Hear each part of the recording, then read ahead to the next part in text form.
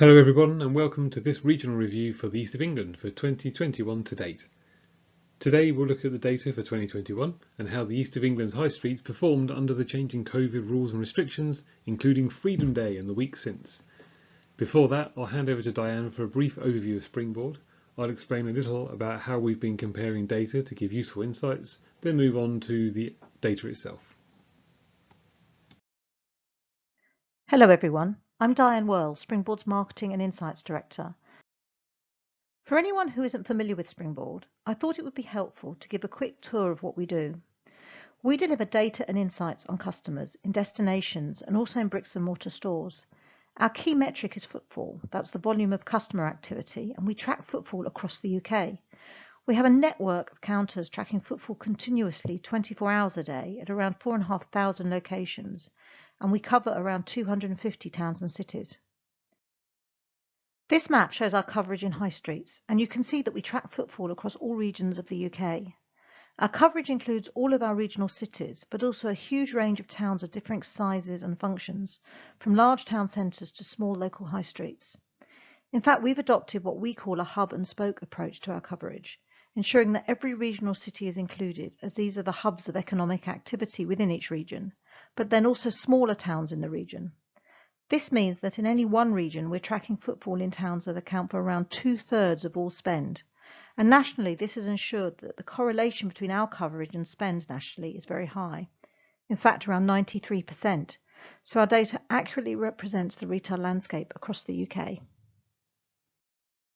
The relevance of our footfall data is demonstrated by the fact that we're a partner of the High Street Task Force, delivering footfall data so the task force can understand high street performance.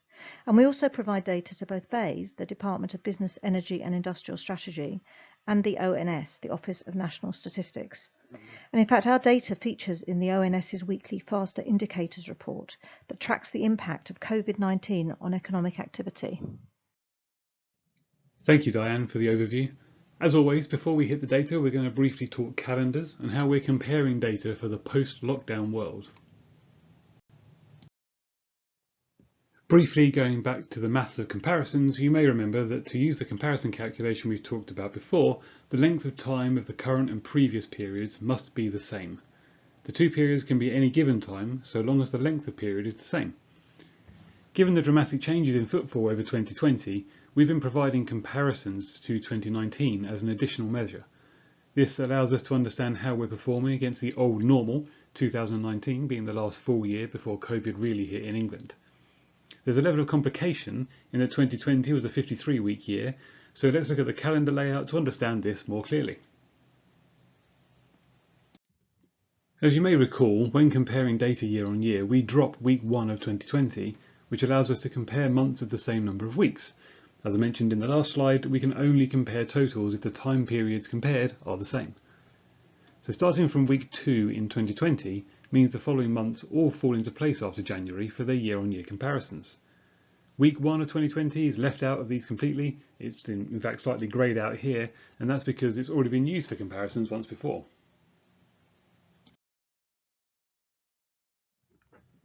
We had to add week 1 2020 to the end of 2019 when calculating the year-on-year comparisons for December 2020, so we haven't completely forgotten about it. But with all this messing about with the 53-week year, how do we compare 2021 to 2019? Taking 2020 out of the picture and realigning 2019 back to its standard 52 weeks, we can see how easy the comparison now is. Both 2021 and 2019 are standard 52-week years, so we're back to a straight comparison of week numbers.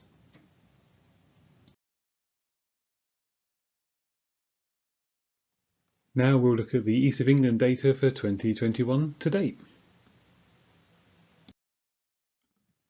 2021 has been defined by COVID recovery and our efforts across the country to start returning to normality. There were 6 key points through 2021. There was an inauspicious start to the year, with lockdown 3 being brought in almost immediately on 6th of January, week 1 of 2021. As the year went by, the lockdown restrictions were eased stage by stage, starting with schools returning in week 10, open-air sports venues and public gatherings of up to 6 people in week 13. This was closely followed in week 15 with the reopening of non-essential retail, and finally in week 20 when indoor venues, including bars and restaurants, could reopen. Legally, all restrictions came to an end on June 21st, Freedom Day, in week 25. As we know, high streets did not fare as well throughout the 2020 lockdowns compared to other destination types. It follows then that they would see a larger increase in footfall year on year. This difference became more pronounced as more restrictions were lifted, particularly once indoor venues reopened. We saw high streets year-on-year change increase dramatically over all UK destinations, indicating that this sector was particularly important for bringing a greater number of people back to the high streets. When we look at the difference against 2019 data, our last normal year, to understand how footfall has changed, the news is not so rosy for high streets. As we can see from this chart, compared to normal times, high streets have and continue to suffer to a greater degree than other destination types. Even here, we can see the impact bars and restaurants reopenings had, bringing high streets almost back in line with the rest of the UK.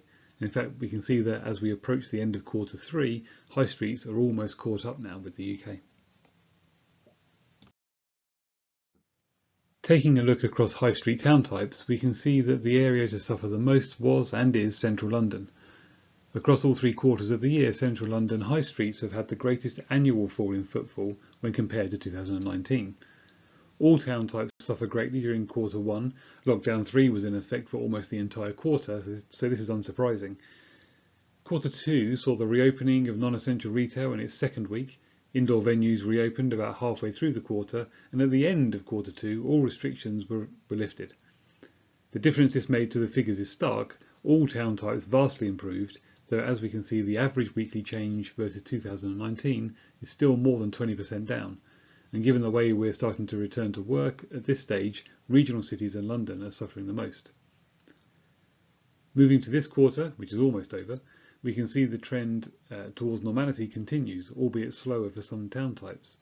Clearly historic coastal and market towns all had a boost from staycationers over the summer, while Greater London started to reap the benefits of city workers working from home. This chart shows us a direct comparison of the East of England high streets with UK high streets. As we would expect, they follow a similar pattern, but it's clear from this that the East of England footfall is leading the way and has outperformed UK high streets throughout the entire year so far. Great news for the East of England. Looking in more detail at the day, early evening and nighttime footfall changes compared to 2019, we can see that early evening footfall has seen the biggest changes as the various stages of lockdown were lifted. The greatest improvement when outdoor venues reopened, an improvement close to daytime footfall when non-essential retail reopened, and is the only measure to actually show an increase in footfall compared to 2019 after indoor venues reopened. As for the rest of the year, with the lead up to Christmas, what are the influences that will impact our trading performance?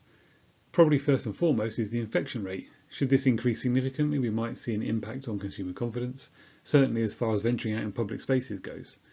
If things go drastically wrong, there's always the potential for another lockdown. As we've seen recently with the fuel crisis, our supply chain may not be as stable as we would like. Already there are predictions of stores struggling to stock key gift items. Associated with this is the rise in online spend. Although this has dropped down after its rise during lockdowns, there are still those for whom this is now the preferred route to purchase. Working patterns and the changes therein are affecting regional centres negatively, but local centres are actually benefiting from the increase in home working. Depending how home working and hybrid working work out, may have long-term effects on businesses in both local and regional centres.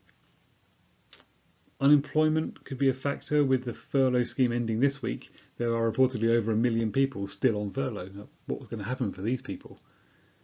Consumer confidence will rely on the economic outlook and is related to both inflation and house prices. And lastly, tourism. Mostly stay and daycationers this year might impact the coming months and the next couple of years, as people's pent-up yearning for sun will be easier to sate as travel restrictions slowly come down.